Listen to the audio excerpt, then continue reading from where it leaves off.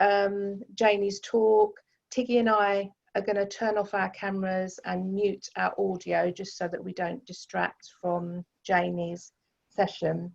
But we will be here and we will be listening to everything that's going on. And finally, after the session, Tiggy will be sending out evaluations. So if you could just send those back, please, and let us know what you think of the session, that would be great. I think that's everything. So I'm going to hand over to Janey. Thank you, Janey. Okay. Thank you, Tracy. Thank you, Tiggy. So welcome everyone this afternoon. I'm extremely impressed that you've all showed up given the beautiful weather outside. I think that shows me that there's actually a lot of you want to learn more about how you're going to manage your stress and increase your resilience. We're obviously currently living in interesting times. I wonder how many times we've all said that, and we're all experiencing it differently. For some people, they might be shielding at home. For some people, they might be working harder than they've actually worked in a long time. So we're all experiencing it differently, and it's about respecting everyone's experience that they're having. So the first question I really wanted to get you to consider was, how do you need to be in order to get the most from this webinar? Obviously this is your time. We've got up till 4 o'clock for this, and I just really want you to stop and think about what is it that you need to do. Is there anything that you can perhaps turn off in terms of your computer? If you've got your emails, maybe you could turn them off, because actually it'll speed up your connection speed, and also it'll stop you being distracted if there's any emails that come in. So that might be something you might want to consider doing. And also just thinking about, so how do you need to be in order to get the most from this afternoon? I always kick off my sessions asking this question. So if you want to use the chat panel, I'll start it off by saying how I need to be this afternoon is present, responsive, and interesting. I think is probably a good one to be, and for all you guys listening, for me to be interesting and perhaps have a light-hearted touch here. So just out of interest, if you can, just for your chat, when you think about, in the chat box, when you think about how you need to be today in order to get the most, what is that for you? Receptive? Yep, absolutely. And I think when we talk about being receptive, open to new ideas, engaged. Perfect. That's exactly the kind of things I like to hear. And I think it's about recognizing that this is your time. So how can you get the most from it? I'd just like to point out, if you have got a pen and paper handy, that might be useful for just maybe taking some notes or thinking about some of the questions I'm going to pose to you. I have run these sessions in the past, so for those of you who've perhaps attended, you will know that they are participative. Obviously that takes on a slightly different take in these times, in that obviously I can't see you, you can obviously see me, and it's the opportunity for you to really sort of connect with the ideas. And what I really want you to think about is how you can use them, how you can use the information that I'm going to share this afternoon that's going to make a positive impact for you and your stress levels and your resilience levels. So my aim this afternoon is to connect with each and every one of you and to ensure that you leave the session having learned a bit more about yourself and how you deal with stress. And also, nobody can, okay. Okay, I've just read them out. So the comments were receptive, open to new ideas, engaged, is how people have said that they want to be this afternoon to get the most from the session.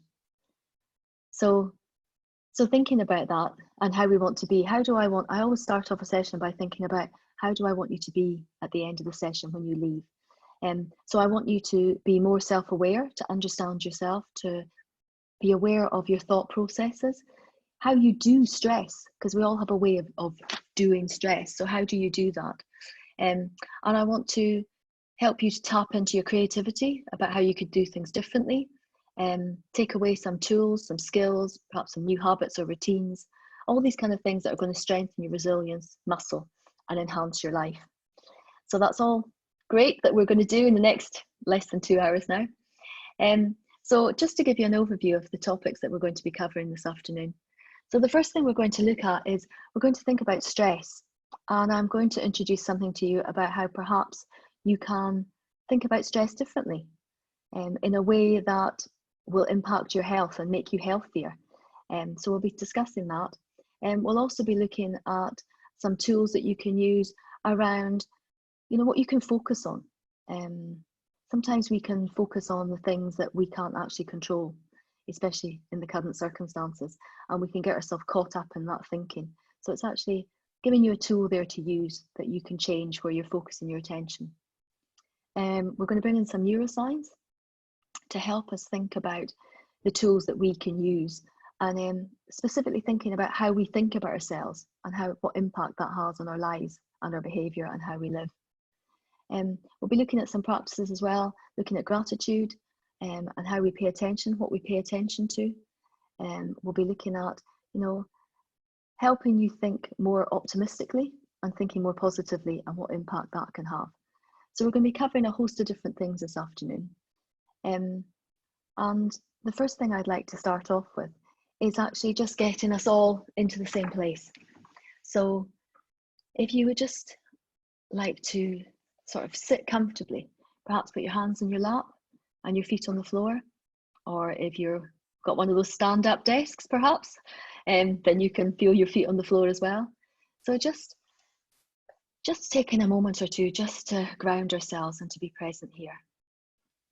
So you might want to just allow your eyes to close, or perhaps just look at something on the floor sort of in front of you so that your gaze is going downwards with a soft gaze. And at the moment, I think I've heard sort of various people say, it's just about taking one day at a time. And what I'd really like you to encourage you to do is actually to even slow that down more and just think about taking one moment at a time, specifically this moment. So just being able to take one moment to notice what we're experiencing and to think about all the things that we're facing, all the challenges that are going on for us. And this is your time for this moment. So there's nowhere for you to go, nothing for you to do at this time. We're not trying to change anything. We're just letting this moment unfold, one breath at a time, and just allowing ourselves to be still and settling into our breathing and being aware of our feet on the floor and where your body makes contact with the seat. And just allowing that breath to be gentle. So taking a gentle breath in through our nose and then focusing on breathing out. A deep, long exhale.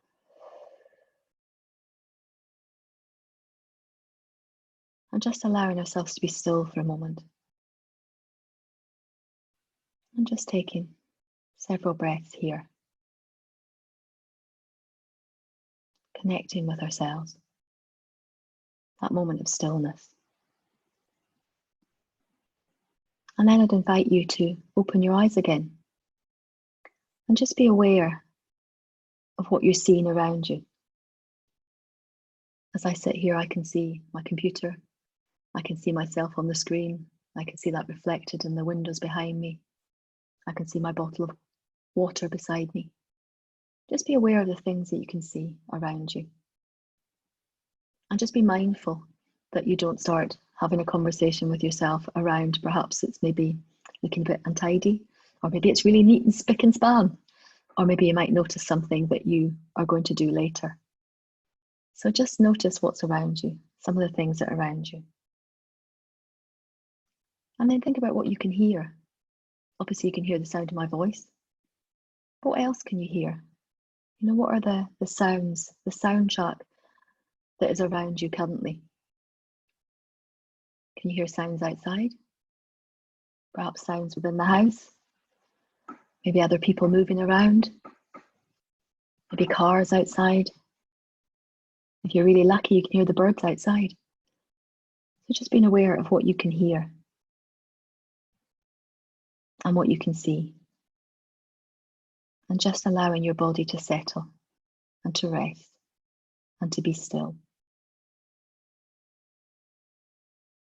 Taking this one moment. And this moment can be really valuable to us. And I find the more I do this, just for a moment, I start to feel a bit more content. It sort of cuts through the restlessness or the anxiety, or perhaps even the boredom. It just cuts all through that. And a sort of kind of peaceful equanimity arises within me as I continue to breathe. And I'm doing this with you now because I want you to experience this as something that you can do throughout the day. Just whenever you remember, just to focus on your breath and your feet on the floor. And just notice a few things that are around you in the room and some of the sounds that are around you. And you can also be aware of any sort of physical sensations in your body, what you might just notice at this moment in time. And they might be good sensations, or they might be, maybe you're feeling a bit, shoulders feeling a bit tight. Anything that you're aware of now, just bringing your attention to that. And we don't have to change anything or do anything. It's just tapping into that one moment at a time and allowing ourselves to slow down.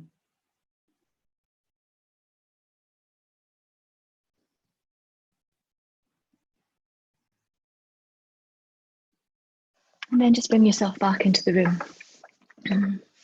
Perhaps, have a little bit of a shake, move around a bit. Just bring your body. Maybe tap your feet on the floor a few times, jam your fingers a couple of times on the desk or the chair or wherever you are. Just bringing yourself back here, into the room now. So, welcome back everyone.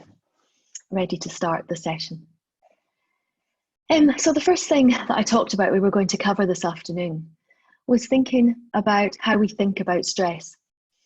And I read a very interesting study that had been carried out in the States, and it was done about 8 years ago. It was an 8-year study that took place, sorry, apologies for that. It was an 8-year study that took place with 30,000 people that were involved in it. And they started off by asking them, who had experienced high levels of stress in the last year. And they'd ask them who had experienced sort of moderate levels of stress.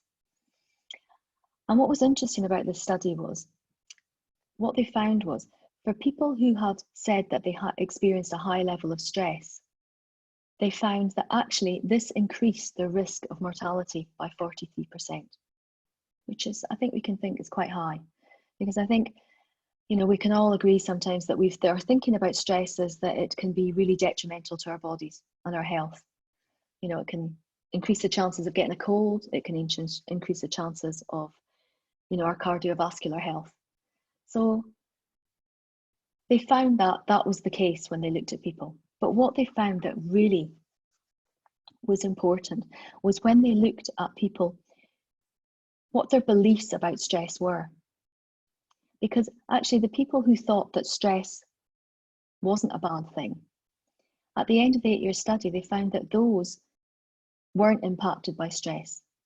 And actually their health was in fact better than the people who saw stress as being a mild thing that they didn't really experience very often. So actually how we think about stress is really important. If we start to think about it, is in that it's not a negative thing, it can actually be beneficial to our health. If we think of it that way, we can actually really impact our health and make it better. If we think about what happens when we're stressed, there was another study done by Harvard University looking at the impact of stress on our performance. And what they did with a group of 1,000 people was they set them a social stress test. So what that meant is if you were going to be doing it now, what I would ask you to do is I'd be saying to you all, okay, now you're going to give a 5-minute speech and you're going to talk about exactly what your weaknesses are. And you're going to do that in front of a group of people. And what you don't know actually is that I'm going to be really sort of not look very interested and a bit bored with you, really sort of try and ramp up those feelings. And then once you've just stood up and done that for 5 minutes, then what I'm going to get you to do is I'm going to get you to do a maths test. And in that maths test, I'm going to ask you to count back from 300 in sevens. So that was really starting to add the stress in. And whilst you're doing that, I'm also then going to be a real, very not nice person. And I'm going to really increase that stress level by saying, oh, come on, can't you do it faster? I don't think that was right. I think you got that wrong. Are you sure it's in sevens, I said. Come on, do it quicker, do it faster. And if you're experiencing that right here, right now, what you would notice in your own body is that your heart might start to pound a bit and your breathing would get faster and more shallow. And you might even start to sweat a little bit. All the things that we experience when we're thinking about stress, when we're feeling stressed, those are the things that predominantly happen in our body. So what was really interesting about this test was they actually did split them into 3 groups. So they had one group who were told they were doing a stress test and nothing else. One group who were the control group who they weren't told anything at all. And the third group who were actually told that this was a really good experience for them, that stress was a really helpful response. Because actually, when your heart is pounding, what it means in your body is that actually it's preparing for action. It's preparing to do something. When we're breathing faster, that's actually supplying much more oxygen to our brain so we can think more effectively, we can be more effective. And then the sweating, it meant that our body was getting energized, that we're preparing to meet a challenge. So that was all going on. So then they could feel that this was a really positive thing. Their body was trying to help them here. And the really interesting thing about this was what they found was that the people that they had told that the stress, what was going on in their body was really helpful to them and really good for their health, they actually found that even though their heart rate went up, their blood vessels, which would normally constrict when we're feeling stressed, which is what happened in the other 2 groups, theirs didn't. Their blood vessels didn't constrict. They stayed relaxed. Which is a really important thing to remember, that we can actually experience some stress, but how we think about it and how we process it can actually make a huge difference. So actually, it can actually be healthy for our body. It can be good for us. So I'm really challenging to think about, when you think about stress and think about it differently, that it's a really good thing if I'm feeling stressed, because it means my body's working really well. And it's doing all the things it can in this moment to help me deal with the situation. So really changing how we think about it. And I'm sure for some of you, that's a different way of thinking about it that you hadn't considered before. So thinking it's good for me. It's really good for me. It's going to help me think differently about how I'm feeling. And today, if I think about it, coming on to do a webinar like this, when I can't see anyone, I can't get feedback from anyone, I don't know how this is landing with you all, that could be a bit of a stressful situation. So I had a chat with myself before I came on and thought, yep, if I'm feeling a bit, my heart rate's going a bit faster, then that's a good thing. That's a good thing. So it's almost get into the habit that when you become aware of your body, when you realize your heart rate's increasing and you're perhaps, there's a bit more internal dialogue, a bit self-chat that we have, and you're breathing a bit faster and it's a bit shallower, that you can actually think to yourself at that moment, this is really good. This is an opportunity for me to increase my health and make me feel better. So I encourage you to take note of that and think about that in the future and using that. Then moving on to our next thing. The next thing we're going to think about is that you are going to consider what's within your influence and what's a concern. So there's a diagram that I use sometimes with clients when I'm working with them. And if you can imagine, there's an inner circle, and the inner circle says influence. And that sits within an outer circle. And the outer circle is our concern. And what we found is that if we can get people to really stop and think about, what is within their influence, what can they do something about, and what can they just be concerned about, that they can start to gain some control over what's going on for them. So if you think about, what are the things at the moment that you can influence within you when you're faced with a difficult situation? What is it that you can influence? So if you think about that, I'm going to ask you to use the chat panel again. What is within your influence that you can do something with when you're facing a challenging situation? Let's make sure I can see the chat panel.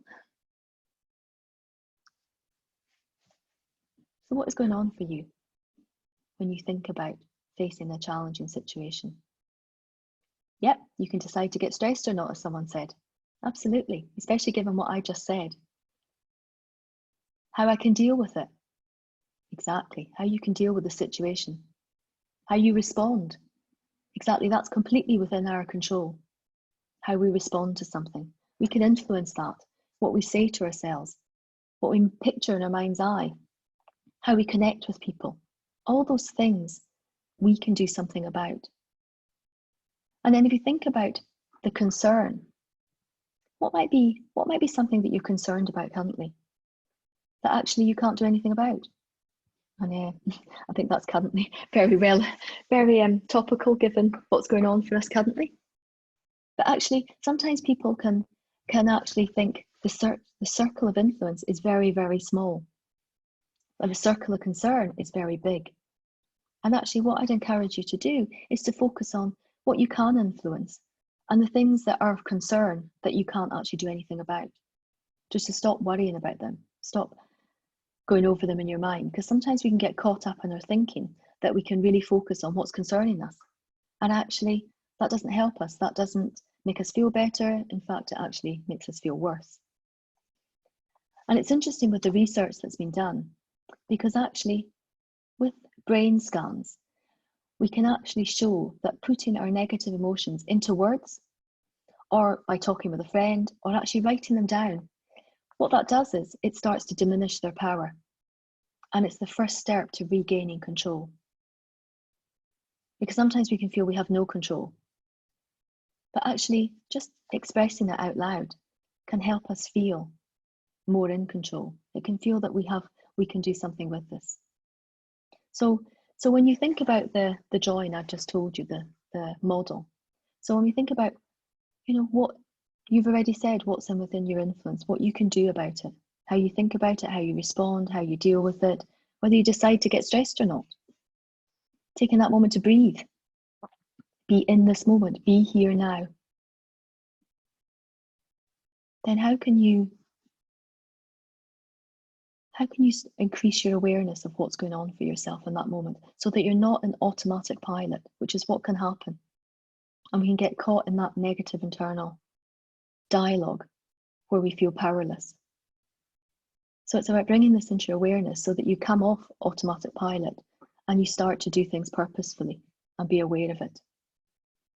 So start to increase our awareness about things. Dan Siegel, who's a clinical professor of psychiatry at the University of California, his tool that he uses is name it to tame it.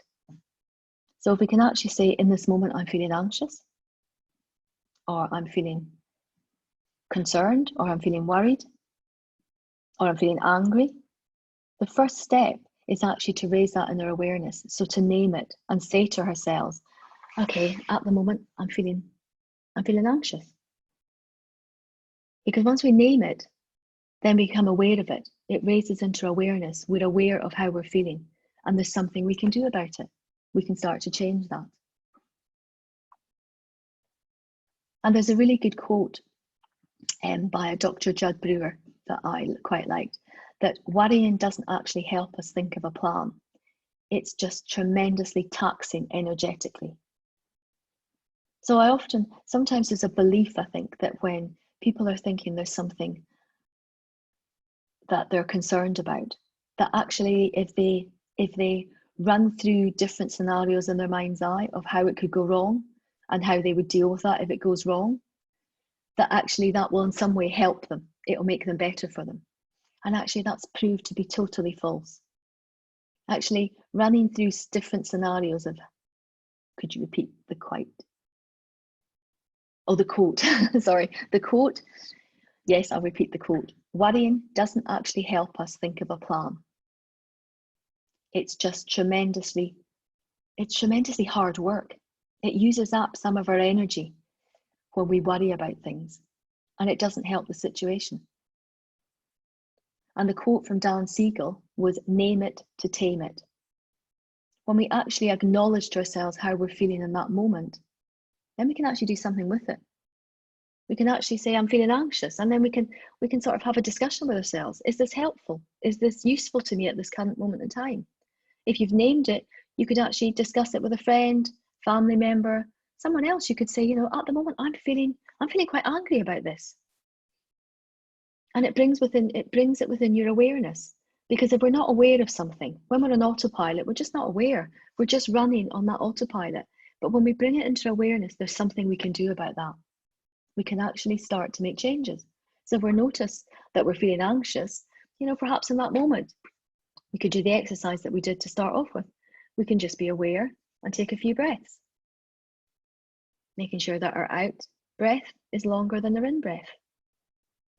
And we can just focus on having our feet on the floor, or feeling our hands resting on our lap, something physical that we can feel. And then we can start to change it. We can start to do something about it. But when we're not aware of it, then we're stuck. There's nothing we can do. And as I was saying earlier, sometimes people can believe that, if I run through the worst case scenario, that will in some way prepare me if that happens. And actually, research shows that this is a complete fallacy. That's not what happens. All we do is we put ourselves into a negative state. And when we're in a negative state, it's really hard to do something about something. It's really hard to feel positive. It's really hard to actually do something different. Because then we start to catastrophize about things and think how they could even go more wrong. So I'm not saying, sometimes you can ask the question, so what's the worst thing that can happen here? And you could name it. And then you could think about what you might do about it. But when we get stuck in that sort of circular thinking and thinking, well, this could happen and that could happen and this could happen and that could happen. And usually there's no real evidence behind it. Ever had the thought where you can just get caught up, especially if it's the middle of the night and you wake up and think about something, and you can go down, I call it that negative spiral downwards, which takes us just to a really unresourceful place. So we really want to think about, how can we be aware of what's going on for us at the moment and how we can change it. So something else for you to consider. Asking yourself that question. What can I do about this? What's within my influence to do something? And what is this something that I just can't do anything about? In which case, I will focus on what I can actually do in this moment, as opposed to getting caught in the worry trap of the things that I can't actually affect. I can't affect any change in. So something here just for you to consider. And the next thing we're moving on to is talking about neuroscience and what the effect that can have. There's been lots of research into neuroscience. And one of the tools I use with a client is I get them to think about it in neuroscience terms. It's called priming, which doesn't sound very user-friendly really. But it's about thinking about when you're faced with a goal that you want to achieve or something that you want to do, you can stop and ask yourself, what kind of person, who's the kind of person that can achieve this? The simple act of identifying yourself as that person activates certain circuits in your brain. So stopping to think about, so work out what kind of person would achieve what I'm trying to do now. So if I give you an example of how I've used this recently, I thought about, so if I'm the kind of person who thrives in lockdown, how would I be? If I'm the kind of person who thrives in lockdown, how would I be? So I'll share with you the words that I came up with. So I came up with loving. If I'm being loving towards myself and towards others, that for me includes being kind, compassionate, or supportive. The other quality that I came up with how I can be is light-hearted. And for me, that means being light-hearted means having a bit of fun, maybe a bit of humour about the situation. If I can be light-hearted about it and smile more about it, then that means I can be the kind of person who can thrive in lockdown. And then the other quality for me that I thought of was focus. So that includes drive and determination. So if I have all these qualities, and this is purely personal, you might have completely different qualities that you would have. It's thinking about how do you want to be as a person that would help you achieve what you want to achieve. And sometimes when I ask people this question, they find it easier to come up with the things that they don't want to be. So one of the things that came up for me when I thought about being at home, working from home, and being with my family, and we don't usually spend so much time all together, so that could be slightly challenging perhaps, is that I thought I don't want to be grumpy. I don't want to be a nag. So the question then to ask yourself is, so if I'm not being grumpy, how will I be? So if I'm not being grumpy, for me, that's where I came up about it was being lighthearted. It had a sense of, I would have a sense of fun about me, and I'd be using my humour. So I've not been grumpy, I'm being lighthearted. If I'm not being a nag, how am I being? Well, I'm being kind, I'm being compassionate, I'm being supportive. So sometimes it's easier to think about this in terms of perhaps role models you can think of. So when we think about the qualities we want to have, who do we know? And we might not know them personally, it could be someone off the telly, it could be anyone.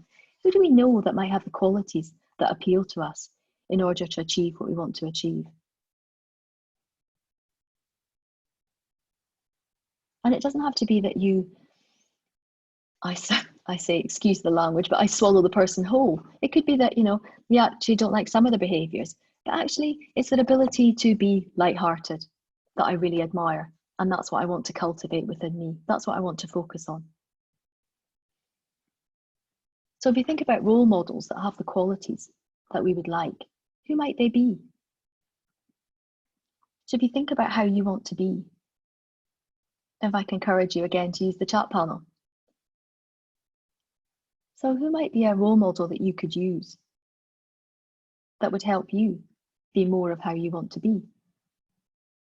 I'm just going to give you a minute or two to think about this, because sometimes it's not something we consider how we want to be, especially when we've got stuck on autopilot. So how do we want to be, and who might be a good role model for that you can think of now?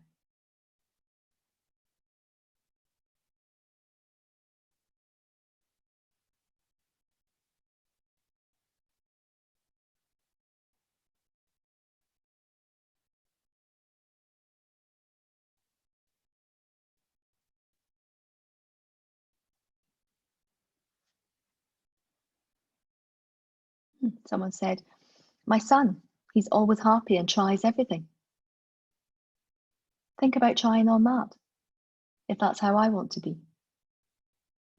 Someone said their boss is really good, very calm and positive. So it might be that you want to be calm and you want to be positive and happy and try everything.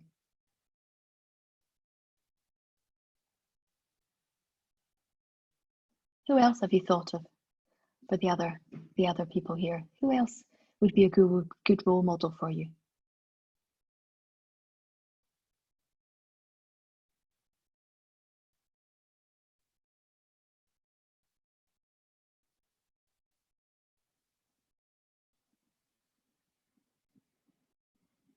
For myself, when I asked myself this question, in lockdown, I've been watching a programme called This Is Us, and there's a character in it called Rebecca, played by Mandy Moore, who is this very loving mother, very supportive, very calm.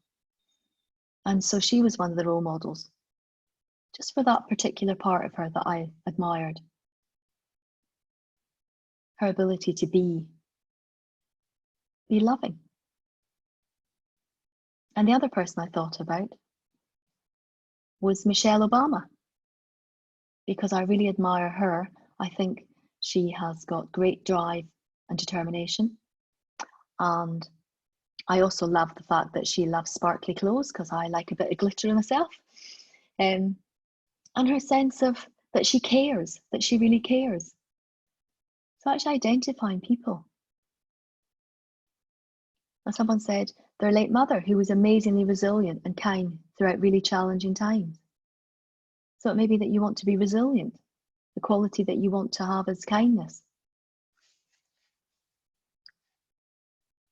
And as I said, it's about certain aspects of the people that we might like, that we might aspire to, that might inspire us.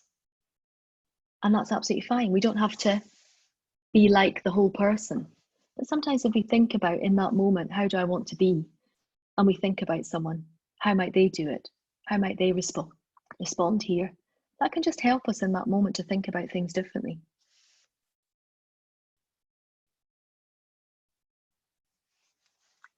So it's about identifying for yourself, and I really encourage you to think about this. If there's no one that comes to mind currently, just make a note to yourself to have a think about this later and think about how you want to be. Because it's when we set an intention, it makes it very easy for our unconscious mind to find ways of being that way. It's like setting the direction of where we want to go, and then we find ways of doing that. So it's really tapping into the power of our unconscious mind so that we can be the way we want to be. Because how many of us get up in the morning and just we get, how do I say it politely, moved around by events that are happening outside us. And we just start the day, and, before we know it, I might be as I said, I'm at home with 2 of my daughters currently. And I've realised that the things that are important to me in my home are maybe not quite so important to them. In that I like my house to be tidy and neat. And that's not something that's as important to them as it is to me. So perhaps I can find myself, that's where the nagging comes in, or being a bit grumpy. If I can just say to myself in the morning, this is how I want to be today, it somehow changes where I'm focusing my attention. And it just gives me that opportunity to do something different. And someone else has said calm, like their friend. So if you can think about someone, especially, that makes it very personal to you.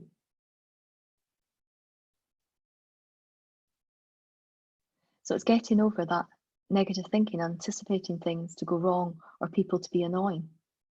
So when we focus on the positive, it's amazing what difference that can have for us.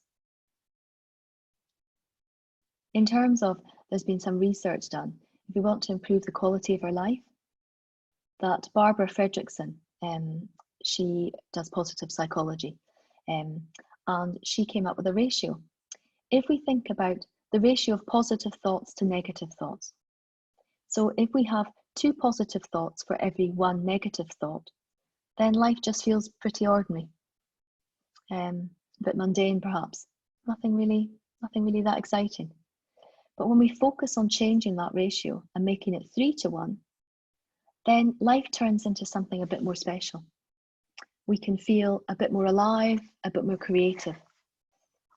And that positivity fuels our resilience and helps us be more resilient. And by resilience, I mean being able to deal with what life throws at us, being able to overcome things and stay positive.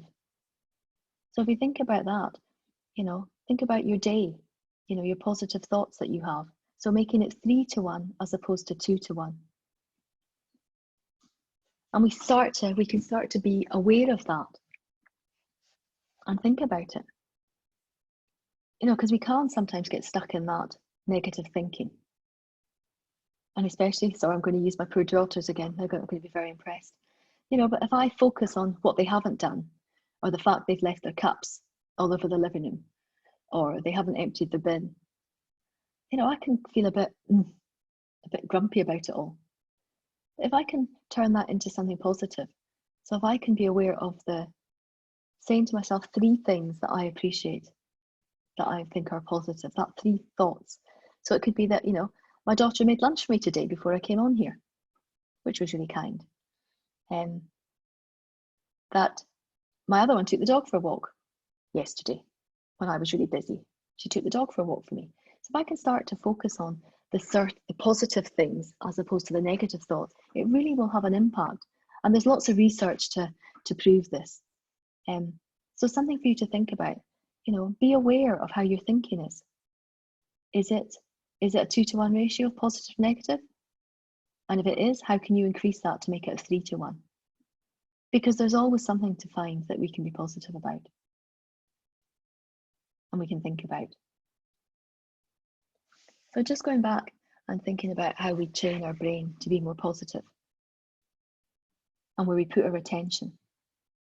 There's something that we can do something about this, because actually what we find is that genetically we are primed to focus on the negative. And that just comes from the fact that, generations and generations and generations ago, that we had to be aware of the negative. We had to be aware of what might go wrong, because actually that could save our lives. So we might hear a rustle in the woods, and if we think it might be a saber-toothed tiger, then actually that will save our lives. So we all exist today because our ancestors paid attention to what might have harmed them, which meant they survived. And hence they survived, and then this led to us being here today. So our natural tendency is to focus on the negative. So I'm encouraging you to think about how you can focus, how you can turn that round. And sometimes people will say things like, well, that's just the way I am. That's just who I am. And I disagree with that. I think it's about just the habit that you've got into. And we have to be aware of it. So by focusing on the positive and focusing on the good things, we can start to rewire our brain. In neuroscience, they call this neuroplasticity, because what they thought initially was that scientists thought that our brain, once our brain had developed by the time we were sort of in our 20s, that was it. This is what you got. Nothing else was going to change. But actually, what they found in the last sort of 20, 30 years is that actually our brains can constantly evolve and change, that we can do something about it. As we age, we don't have to stay the same. We can actually learn new things. We can lay down new neural pathways and make changes in what we do in our behaviour and how we think.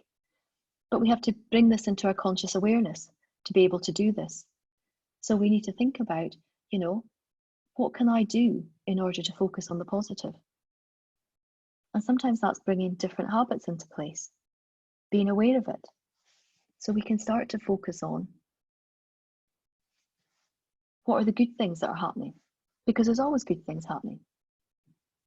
If I think about today, I went for a dog walk first thing this morning, and it was lovely. And actually, I look at my dog, I think I should actually use him as one of my role models, because he is outside in the fresh air. Doesn't matter if it's sunny, raining, snowing, hailing, windy, whatever it might be, he is just so happy to be outside. And he runs along and his tail's always wagging all the time, you can see it. And actually, he's just so happy in that moment. And sometimes I look at him and it just makes me feel happy, because he inspires me. So I can appreciate that in the moment. Or I could just wander around, either checking my phone or lost in thought about what I've got to do later, or the things that annoy me about work or life or whatever. I could focus on them. Or I could actually start the process of thinking, okay, so what is it that's positive around me? What am I grateful for? What has made me smile? What makes me smile in this moment? It could be that I bought myself a new shower gel and it smells lovely, and I really enjoy using it in the morning in the shower. It could be that my daughter made me lunch today, as I've already said.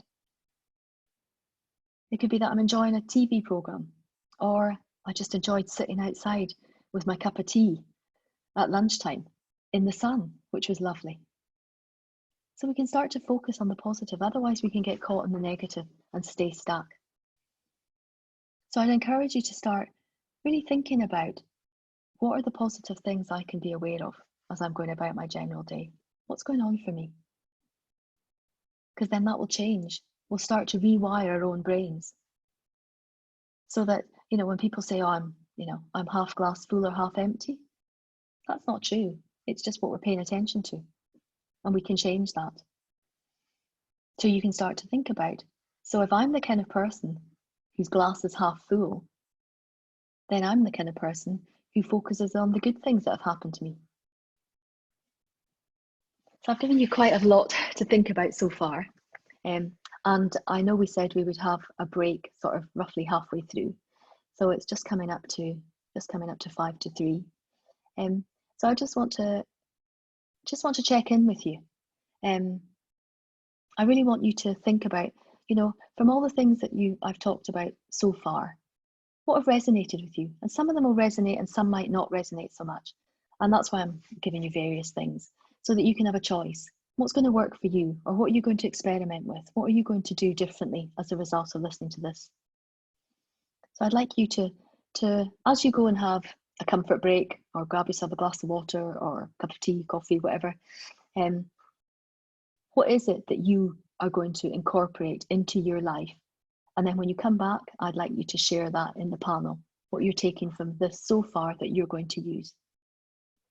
So I'm going to say it's now 5 to 3. So if we have 10 minutes, so if everyone can be back in the room again at 3:05. Well, my watch says 2:55. So back in the room at 3:05. Whatever time your watch says, add 10 minutes and be back here then. So thank you. And I'm going to put my camera on, turn my camera off and turn my sound off as we do that.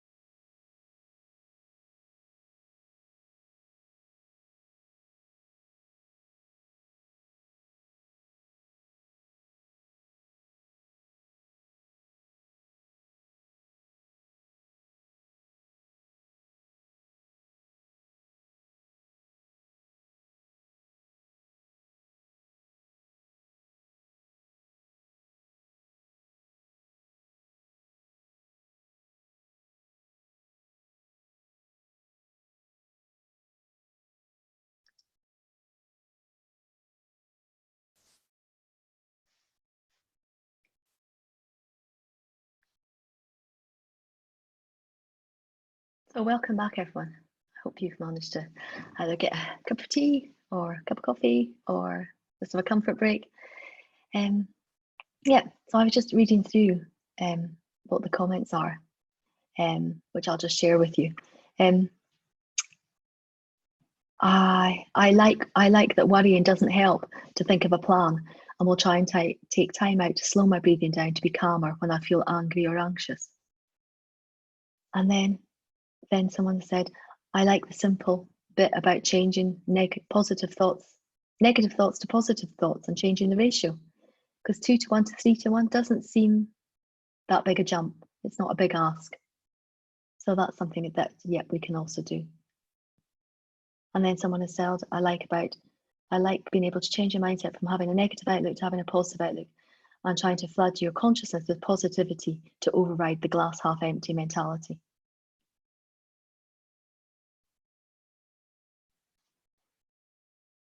And then what else have people said? Yep, someone said, I'm not just the negative things that made me the way I am today, and tomorrow I could be different.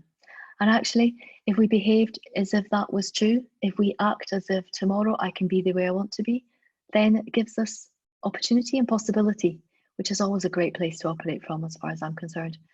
What can be possible? If I focus on the positive things and believe I can be the person I want to be. Stop my negative thoughts before they escalate and try to think of the positive ones that I can change. Someone said, it's reminding me how helpful just sitting very quietly and concentrating on breathing can be. Absolutely. You know, there's lots of tools and techniques here, and focusing on our breathing and just slowing ourselves down so that we calm our system down. Because I'll talk about that in a second, but yeah, just sitting, breathing. Sit and be aware, light-hearted, supportive, focusing on all the positive things. Absolutely. Makes such a difference to our life. We can do things on purpose to make ourselves feel positive, happy, relaxed. We're in charge of how we feel, and sometimes we forget that. We think that we're a bit like a boat getting thrown around on the sea and bashed around. And actually, that's not true. There's so many things that we can do in that moment that can change things. And if we think about just what's going on for us, and I thought I'd start again, just take another few minutes just to sort of calm and center ourselves again, to give you the practice for doing it. And I'll just add in something else that might be useful for you to know. When we slow down our breathing and when we calm ourselves or self-soothe, whatever we might call it, sometimes for people who do a mindfulness practice, they can get caught up in trying to stop the thoughts, and they can then get very judgmental and very caught up in not being able to stop the thoughts. And the thing about meditation, that's not what it's about at all. It's about being aware that when you've gone into that autopilot, when you've gone off on a thought and gone down the rabbit hole, you know, it's that, you know, being out for a walk with my dog this morning and someone doing something, and then do you find yourself, you know, where you sort of go off into that and think about it and decide that means, but actually it doesn't mean anything, you know, and you just get lost on that thoughts that aren't helpful or aren't positive. So it's mindfulness is about noticing that when you've done that and bringing yourself back to the being here now. Just be here now. And that's where our muscle gets stronger. That's how we build the new neural pathways, the new ways of being, is by just keeping practicing. And we're another breath away from just being present and aware in the moment. And so the other thing that we can do is, so I'm going to just ask you now to sit again with your hands resting on your lap, just sitting comfortably and with your back straight and your feet on the floor.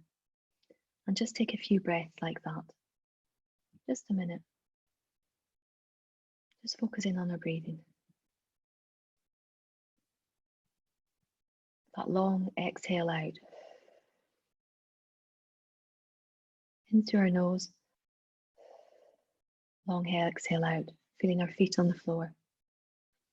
And as you do that, you can just allow your eyes to close if that feels comfortable, or you can just have a soft gaze, looking down in front of you, looking at the floor or the desk or wherever you are, looking down. Just softening your gaze. And then what you can also do is, I want you to focus on the back of your tongue. Might sound a strange request, but I want you to focus your attention there and just allow the back of your tongue to relax. Just allowing it to relax as you continue to breathe. And as you do that, just be aware of your jaw as well and allow your jaw to relax.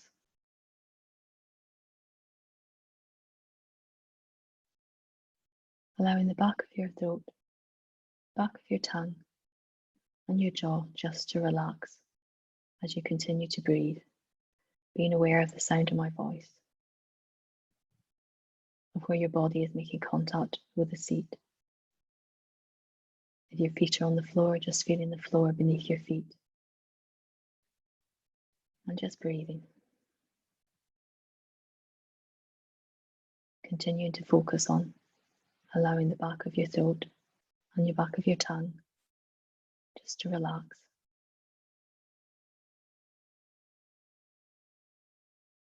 Just continuing to breathe.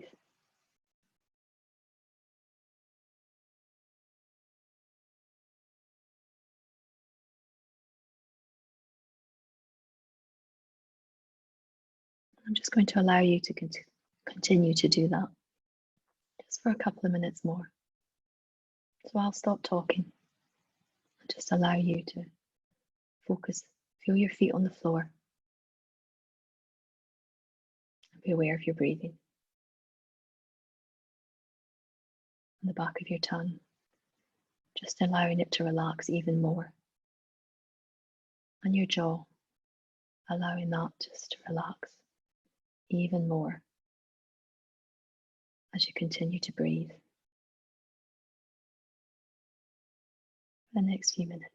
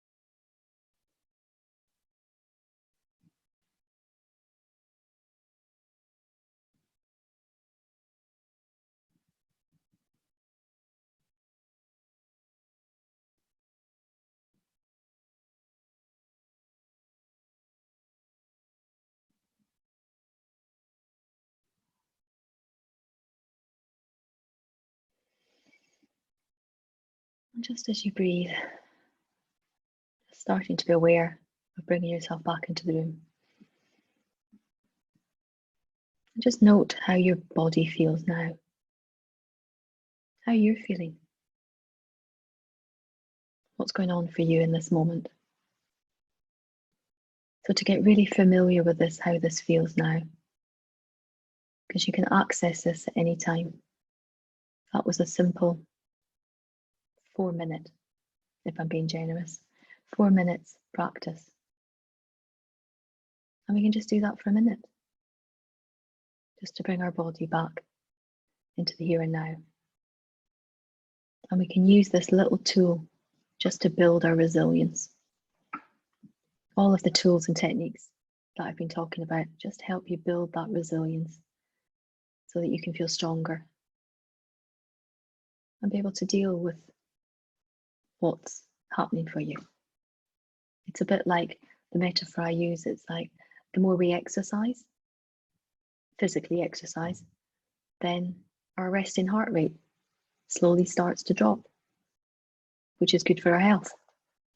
So this is a bit like the same. Doing these exercises are good for your health. They build your resilience, building that resilience muscle, a bit like going to the gym.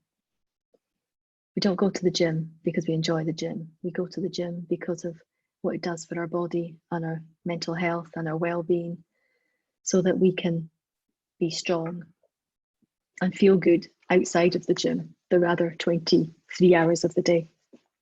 And these are the same things. They can help strengthen it and make you feel stronger in the rest of your life. So something else, it reminded me when I talked about my dog, that his happiness, which I love watching, but also a great way in the moment, if you're feeling stressed and you want to change it, your state in the moment, is just have a shake. So it's a sort of like, shake your whole body out in that moment. Because if you do that for a minute, then it will change your state. You will shift how you're feeling in that moment and you'll feel more resourceful. So just remember that when you see a dog. It's about that shaking out. I mean, there's actually a whole host of research behind this, and they use it to deal with PTSD in the US forces. And they found that by teaching people to just shake it out when they were feeling anxious or thinking about something anxious that gave them anxiety, it changed their state in that moment and they felt different. So another way of changing your state is to start practicing gratitude. So we've kind of touched on that in terms of being optimistic and about focusing on the positive, but also actually doing a practice. And by that I mean that doing it regularly and consistently. So building your practice of focusing on what you're grateful for in life. So we've all got, hopefully you have 10 fingers. And you can use your 10 fingers as a way of focusing on what you're grateful for. I use this as a sort of exercise before I go to bed. So it's like, so what am I grateful for? You've heard about my dog walk. You've heard about my shower. You've heard about my cup of tea by my daughter. You've heard about sitting in the sun. Seeing the trees when I was out walking and how beautiful and green and lush everything looked. Seeing that it's spring and things that have grown so much in the past week with the rain and now the sun. Hearing the birds. Hearing the birds singing that I wasn't aware of before. Being able to do this, you know, what really motivates me is that I want to help people and add value to them when I work with them. That's what I want to do. I want to help make a difference to them and add value. So being able to do something like this, I'm really grateful for.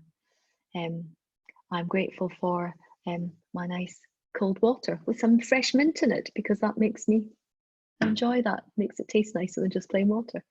I'm also grateful for the fact that I'm seeing some friends tonight. We're going to sit in a garden, 2 meters apart, obviously. I think it's changed to 1 meter now, hasn't it? But anyway, we're going to sit further apart. So I'm really looking forward to that. So I'm grateful for my friends as well. Now that took all of 30 seconds, a minute at most. And by doing that regular practice every evening before you go to sleep, will make a difference. It will start to build that resilience muscle.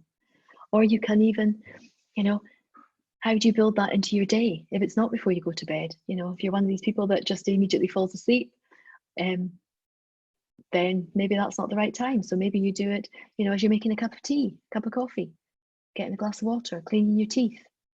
Whenever you do something, then you can add that habit in. It's easier to add a habit into an existing habit. My vitamin tablets, I leave in the drawer beside my tea bags, because first thing in the morning, I have a cup of tea.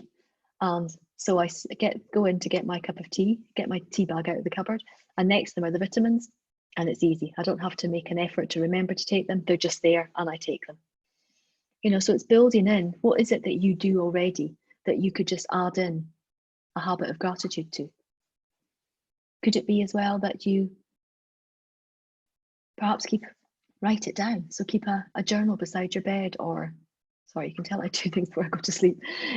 Or in the morning, you know, if you sit at your desk to work, or, you know, wherever you might be, that you could add in an extra habit where you already have a habit, adding in the practice of gratitude, because that really will make a difference to how your life is. So we can then, as we think about the things we're grateful for, I really want you to really get that feeling that you're grateful, you know. So when I think about, sorry, using my dog again, but when I think about seeing him, his happy face as he runs along and sniffs and is very happy in the moment, if I remember that now, it's really connecting with that sense of feeling happy. It's something I'm grateful for. It's something that makes me smile. So really connecting with that as we do that exercise, really get that good feelings back again of what we are grateful for and what we're focusing on. So just something else to add into your repertoire. And also there, it's about changing our state, being aware of our state. It's about making ourselves feel good on purpose. So what can you be aware of? You know, if I told you that you had won a prize now, that would immediately change your state. You would suddenly be happy and positive and delighted, hopefully. So when we think we can't change a state, it's within our gift to change our state at any moment. It's what we're focusing on. So sometimes, you know, having a favourite joke, or perhaps a song, you know, one of your favourite songs could be from when you were younger, a song that if you heard it would just make you feel good. You know, maybe perhaps start singing along in your head, or tapping your toes, or dancing in your seat, whatever it might be. You know, what would change that in the moment? Because when we do that, when we focus on the things that make us feel good, what that does is it releases the hormone called oxytocin into your body. And that's the feel-good hormone. It's sometimes called the cuddle hormone because it's what's released when we just feel good. So it's about, I encourage you to make yourself feel good on purpose. So, you know, it could be that you think about a person, you think about an animal, you think about something you find amusing, you think about a favourite song. The list is endless. What can you think about that will make you smile? That will just in that moment, just change how you're feeling. Allow your shoulders to drop and perhaps, you know, the side of your mouth to lift up. So think about now, what are the 5 things? Just make a note to yourself now. What are the 5 things that you can think about that you know will change your state in a minute? So I'm just going to give you a minute to do that now. Write down 5 things that you know you can focus on that will change your state and make you smile. And if anyone wants to share them on the chat box, please do so. Just to get a bit, it's nice to get a bit of interaction.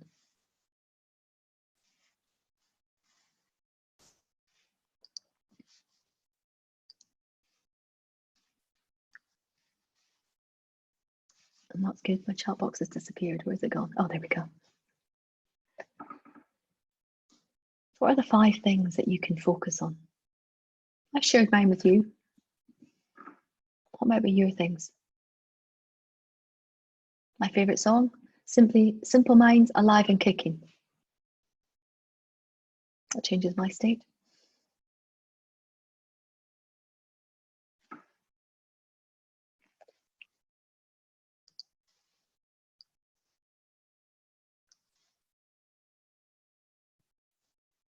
There we go. Oh, lovely.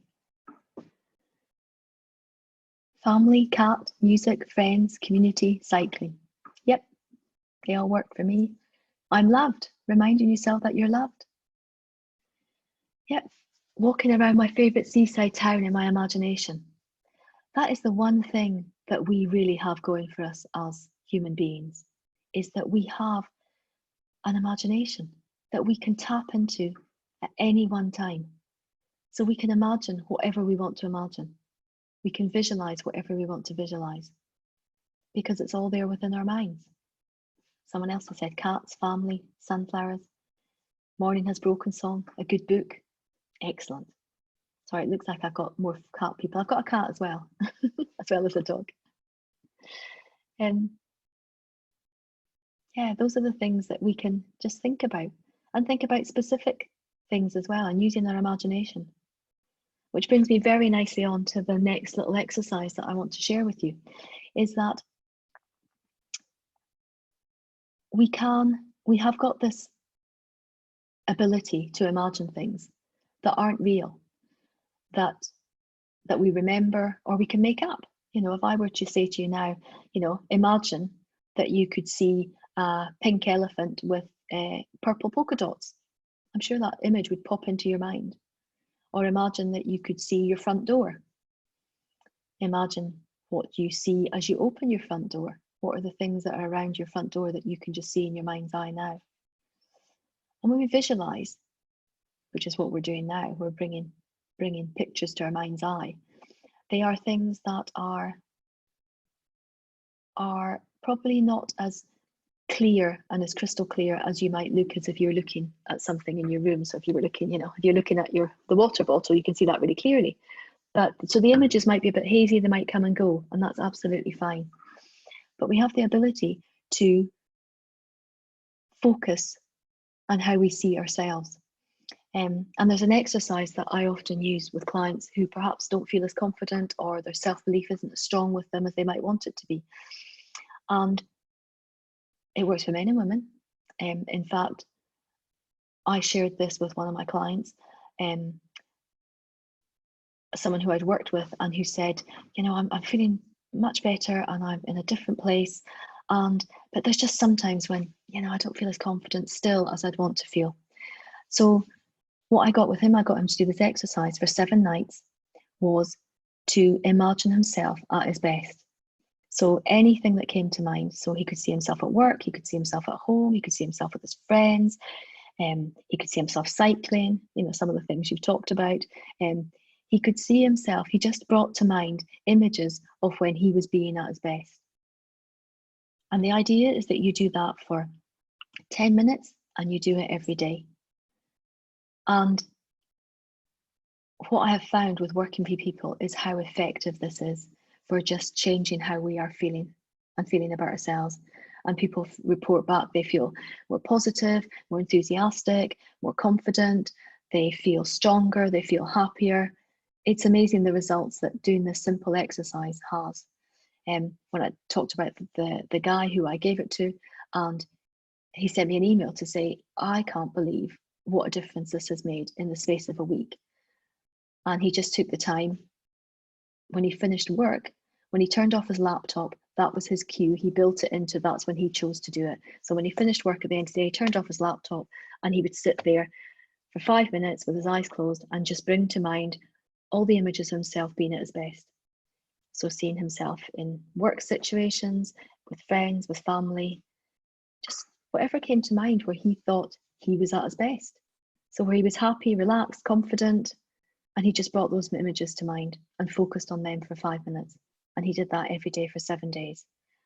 And he was amazed at the results that had. So I'd encourage you to incorporate that for the next 7 days for yourselves. Think about you seeing yourself in your mind's eye at your best. And the images might come and go, different images might come to mind, and that's absolutely fine. Or perhaps you can hold one image. It's almost like running a movie of when you did something and you were being at your best, that you can almost watch the whole movie from start to finish. Whatever works for you is fine, but it's about seeing yourself being at your best and doing that for 5 minutes for the next 7 days. And I really encourage you to do that. So moving on, the other thing that we can do in terms to build our resilience is that we can do kind deeds for other people. Actually, you look at the research, when we do nice things, good things for other people, actually they feel better, but actually we feel even more better. That's not very good English, is it? We feel better. We get more benefit from it than they actually do from receiving the good deed. So it can be something as simple as, you know, smiling at someone who serves you in the shop. It can be giving someone a nice compliment. I told someone the other day she had beautiful shoes. She was absolutely delighted, but they were gorgeous shoes, and I couldn't resist telling her that. Is that a kind deed? Well, it made her feel better, and because she was so pleased, it made me feel better. So sometimes just thinking about, you know, what is it that I can do each day to do something kind for someone else? because it will make me feel better and it will build that resilience muscle. Something simple and easy that you can do that will make you feel better. And then the other thing to think about is, what are the other things that we can do that we can build our resilience with? I refer them sometimes as TLCs, therapeutic lifestyle choices. TLC sounds better. How can you use this exercise to help yourself? So it's things like, how well are you eating? Are you eating, at least 5 fruit and veg a day? How do you plan and incorporate that into your day? How do you eat more healthily? How do you cut down on the salt and sugar in your diet? How can you slow down when you're eating? All these things will help you feel better and feel healthier. Ensuring that you get outside each day. I know that's sort of slightly might be, has been more difficult in the past, but it's now starting to change, that we can get some fresh air. Or even if that's not possible for you, just sitting at an open window and focusing on your breathing and breathing in some fresh air and just allowing your body to calm as you do that. Thinking about doing some exercise. There's enough free videos online at the moment that we can tap into and watch to do some more exercise. I know I'm doing a lot more exercise than I did before lockdown. One of the things that I'm grateful for is my daughter and I. We do a class early in the morning together every day. Not every day, 6 days a week. And I'm feeling healthier and stronger, which is how I said that when we exercise, we can see our heart rate, our resting heart rate comes down, which means it's doing us good and we're getting healthier. Being really conscious about our sleep, making sure that we, don't take our phones to bed, or if we do, we put them on silent. We turn them over so we can't see flashing lights in the middle of the night. But ensuring that we turn off our phones or don't look at them sort of at least an hour before we try and go to sleep. Making sure our room is cool. All the things that help us get a good night's sleep. Prioritizing sleep. Deciding that if we want to get, 7-8 hours sleep a night, then what time will we tend to get up in the morning? So how early? Work back from that. How early do I need to go to bed? And then before that, how early do I need to prepare to go to bed? It's sometimes the simple things that we can do that are within, remember when we talked about our circles? That is all within our influence that we can do. How can we do that? Eat well, get some exercise, sleep well, build up that routine. Make time for relaxation. Doing that exercise that I've just taught you. And focus on your breathing. And obviously, you can do it for a minute or two. You could set a timer for 5 minutes. And then after 5 minutes, you might decide to carry on, or you might decide to stop. But actually setting a time in the day when you're going to do that for yourself. Setting that simple exercise and committing to it. And a bit about using your visualization, seeing yourself doing that as part of your routine. What would be your ideal day? How can you incorporate all of those? If we want to eat healthier, making sure that we've got healthy food in the house. Sometimes if we haven't planned what we're going to eat, it can be too easy to, eat some rubbish or eat some biscuits or whatever it might be that aren't that healthy. So how can we incorporate that? How can we do more of that? So there's all these things that we can take control of that are cheap and readily available that we can decide that we're going to do in order to build our resilience so that we can be at our best. And the other thing that we can talk about is about what goes on in our minds when we are. What do you do if none of these things help you sleep? Someone's just asked. I would strongly recommend that you use the relaxing your tongue and relaxing your jaw.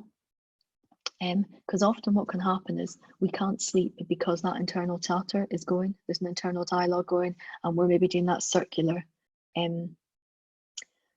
thinking that we get stuck in.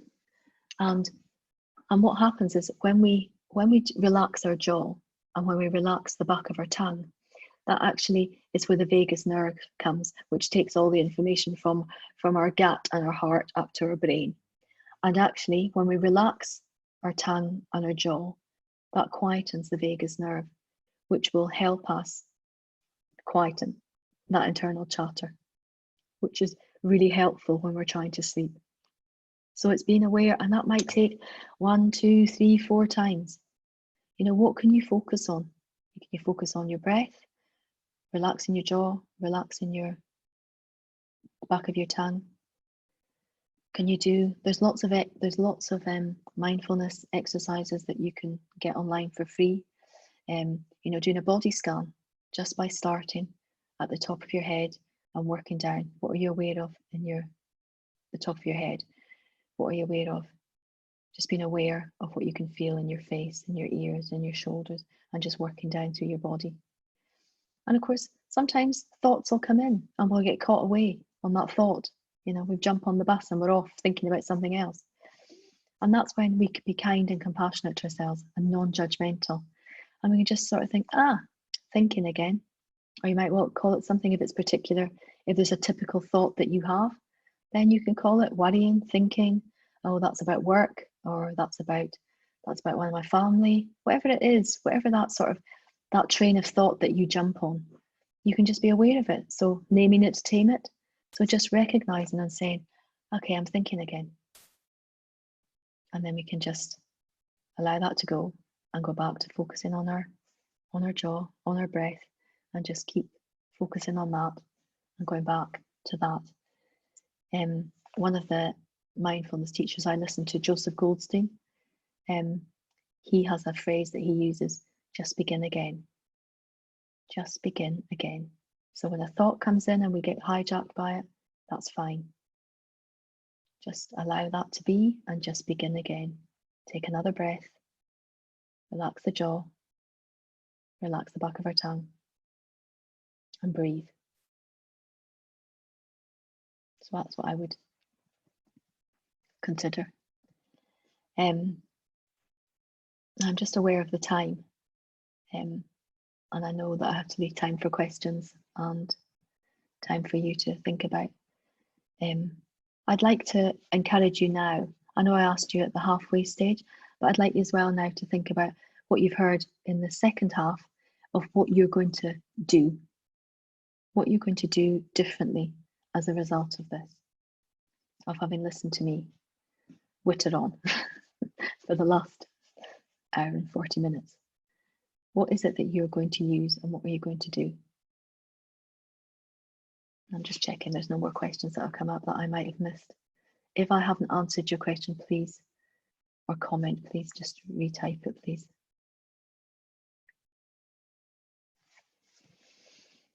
So just take a moment now to write down what you're going to use and what you're going to do.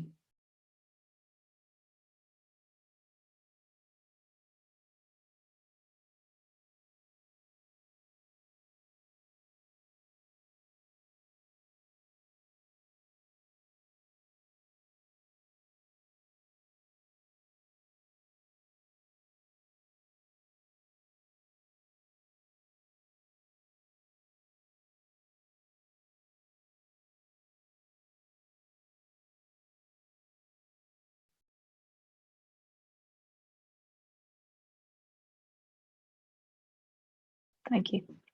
Someone just said, practice gratitude and imagine myself at my best. Excellent.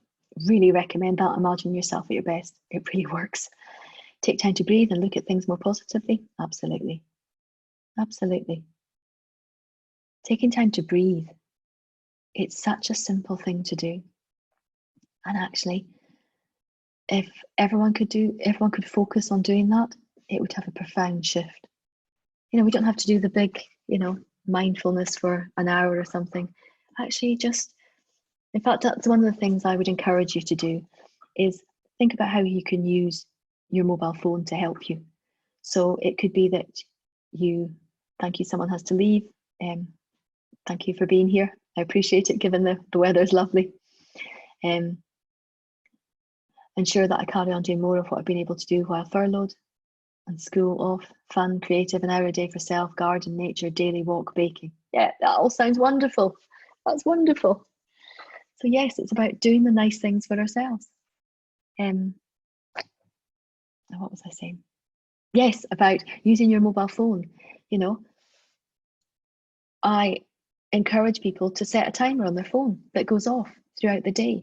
And in that moment, you can choose just to think about, if you set it for every hour, you know, if you want to encourage yourself to think about think more positively, then you set it for every hour throughout the day. And when it pings, you just take that moment, you relax your tongue, relax your jaw, and breathe, take 3 breaths, and then focus on what are the 3 things that have gone really well in the last hour that you're grateful for. And they don't have to be big things. It can be just as simple as having a cup of tea, enjoying your cup of tea. It could be having a conversation with someone. It could be the fact that, you know, you've replied to some emails. It could be the fact that, you know, you wipe down your kitchen worktop and it looks nice. Told you I was a bit of a tidy freak. So it's about, you know, what can you focus on and start to build into your routine and make it part of who you are and what you do. So building that in. So I'm aware of the time, and I would just, it's 3:41, so I'm just going to take the next 4 minutes just to do a breathing exercise again, because I really want you to get familiar with it and that it's something you can incorporate into your daily routine if you don't already do so. So just again, I'd just like you to sit comfortably, and you can allow your eyes to close, and you can, or look down at something in front of you, and just get comfortable in your seat. Or if you're lying down or standing up, whatever you're doing, just allow your body to relax a bit, and allow the tongue, the back of your tongue, just focus on allowing it to relax now.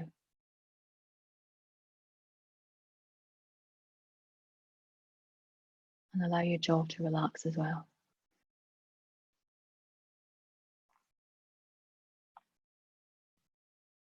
And you may find as you do that, that perhaps maybe your mouth, you get more saliva in your mouth. If that's the case, you can just put your tongue against the roof of your mouth, and that'll help with this. And just focus on your breathing. Feeling your feet on the floor.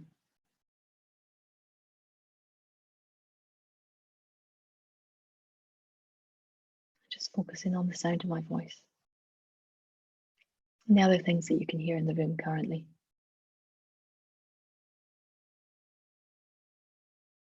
Breathing in through your nose. A long exhale out.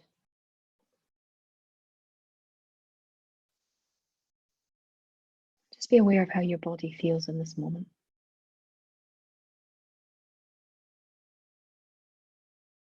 Get familiar with how this feels, because this is a resource you can tap into anywhere, anytime.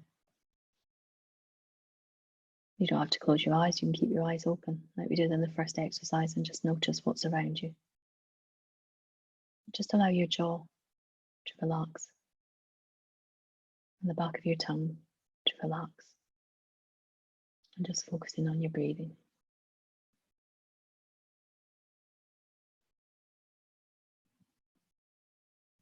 Being aware of how your body feels in this moment.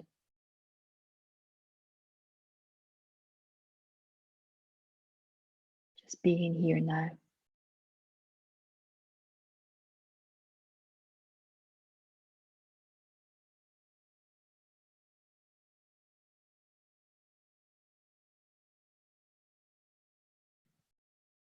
And if any thoughts come in, that's fine. Just notice them and let them go.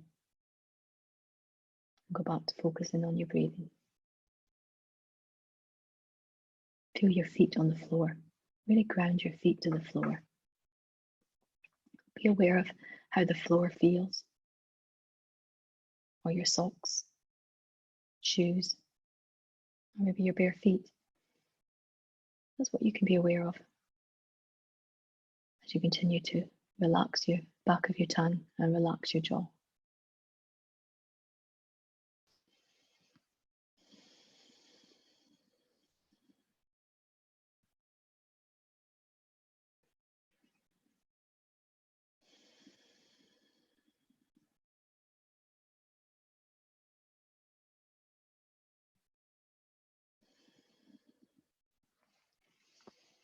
And just whenever you're ready, just being able to come back into the room now. Perhaps, sort of just move your body a little bit. And just stretch, perhaps. And just being back here now. And then there's an opportunity to either ask questions through the Q&A, or actually I think Tiggy said as well, there was the chance to bring people in if they wanted to ask some questions about anything we've talked about today. I'm Tracy. Hi, Tracy. Janey. Wow, thank you so much. That was Pleasure. an amazing session, thank you. And I'm sure hugely beneficial to everyone that was watching today. Good. Yeah, Janey is right. If there is anyone that's watching that has any additional questions that haven't already been answered and you'd like to ask verbally, which means everyone can hear you, we can unmute individuals at a time. So we have a little while left. So if anyone does have any questions they'd like to verbally ask Janey, if you use the raise hand function, then Tiggy can unmute you. And do we turn off the recording if that happens? Yeah, we're going to stop